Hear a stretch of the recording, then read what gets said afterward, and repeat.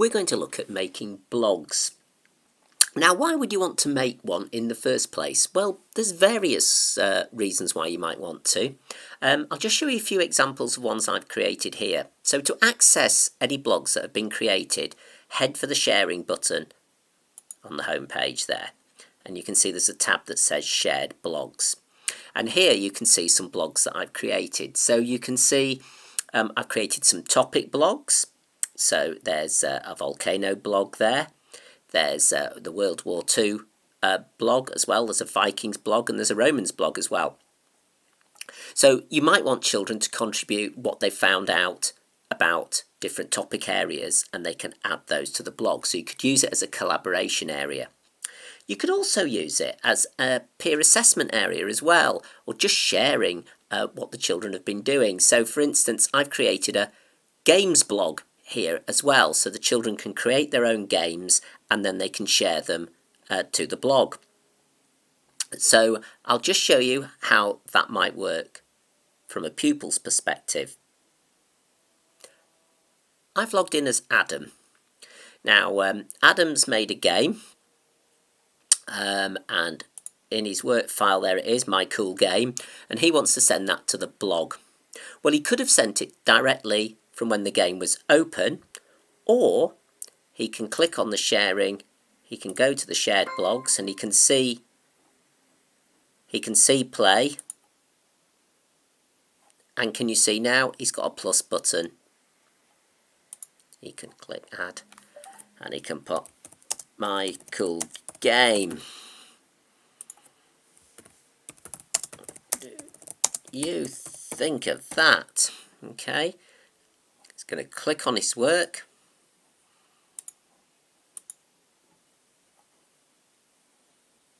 and there it is. Save.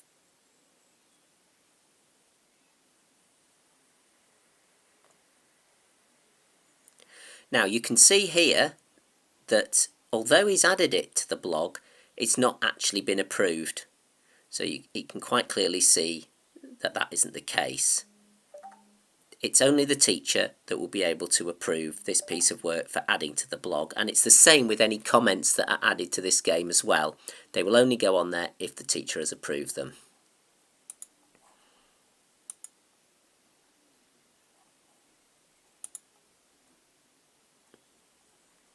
Here I am as the teacher.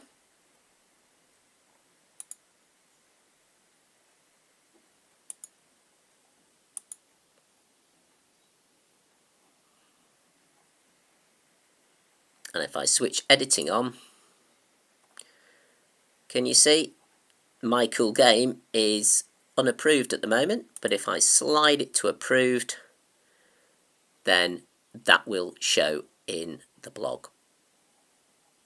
Likewise, if it's a topic blog, and Adam's been researching volcanoes, you can just click on the plus button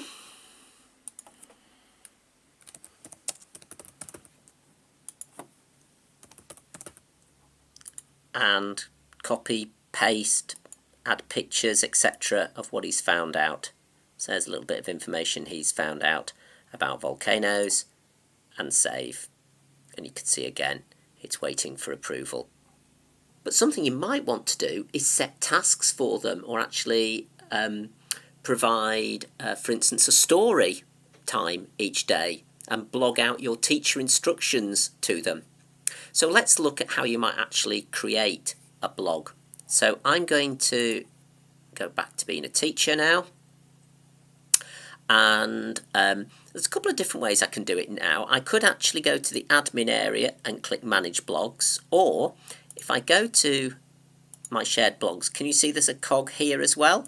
And when I click on that, that will go through to my blogging area. Now, there's a video on how to create a blog if you need any help and support, but let's just go for making a new one.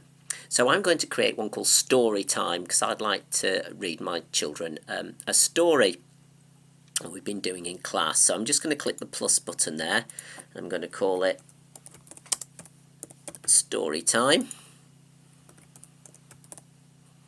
and you can choose a picture for it here if you want to, or you can choose one of the icons we've already created, or you can choose any of the clip art. I'll create my own though. I'm just going to choose it because I've taken a screenshot of the book cover. It's actually a book from Serial Mash. So I'm going to go to my PC, and it's a picture, Max and the Pirates. In fact, I will call it that, Max and the Pirates of Puddleton Bay.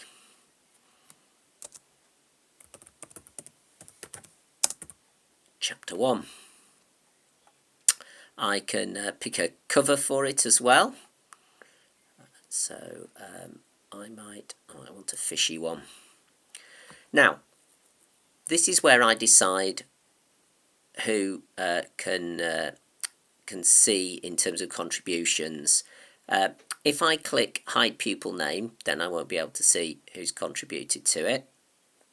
If it's just within my class, that's fine, but if it was going public, I might want to hide the pupil name. Do I want it visible to the public? Again, this might just be for within my class, so I don't want to tick that. If I did want to share it with parents, put it on a school website or anything like that, then I would need to tick visible to the public. And if I click visible to the public, it will generate some links for me later on, and it will allow me to add public comments to it if I want. But again, they don't go on until the teacher's approved it, so I'm not going to worry about visible to public for the moment.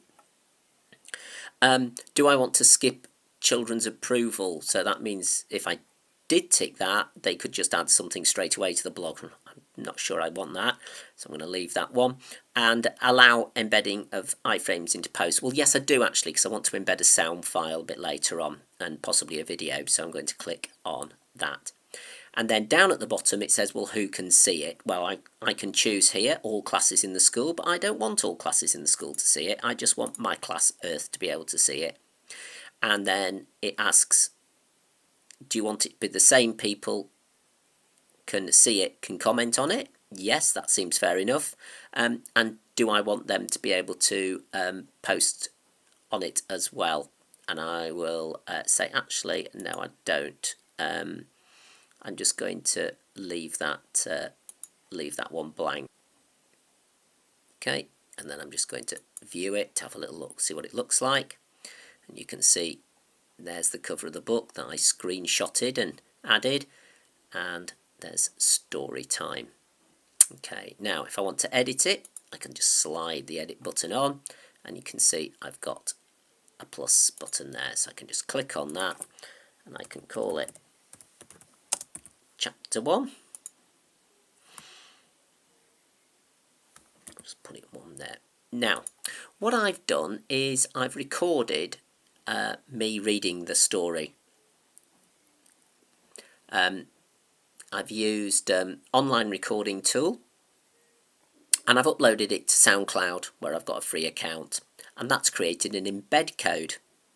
I've added the picture as well to this account, so all I've got to do is click on the embed code there and add it in. So I'm just going to go and find it.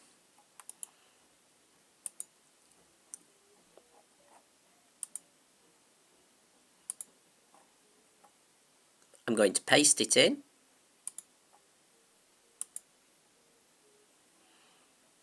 and I'm going to click save.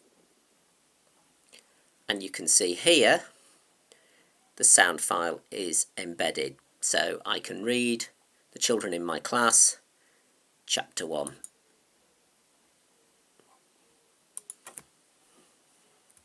I might ask them, what do you think is going to happen next?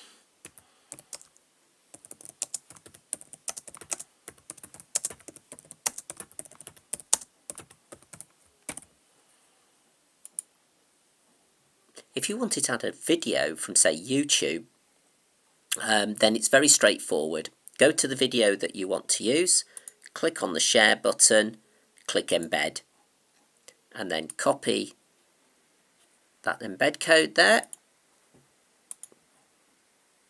or you can just click copy and then go to your blog.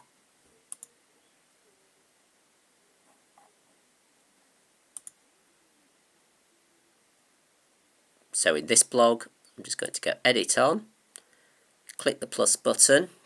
I'm just going to call this add video, and click on the embed code there, paste it in, OK, and can you see now that video is embedded into your blog. So that could be a great introduction to a lesson if you wanted to use that, or of course you can record your own video and drop that in as well using something like Screencastify, which is a free add-on that you can add to Chrome, which will allow you to record your webcam or your screen, and then that will create an embed code that you could then use to add to the blog. Now it could be that I want to add a document to a blog, so I can add a Word document or Excel or PowerPoint. If I wanted to do that, I will go to the relevant blog, so I'll click on sharing and shared blogs, and maybe I want to give them a task in the Roman blog, so I'm going to click on that. Okay, and I'm going to edit on, and I'm going to click the add button. Your task.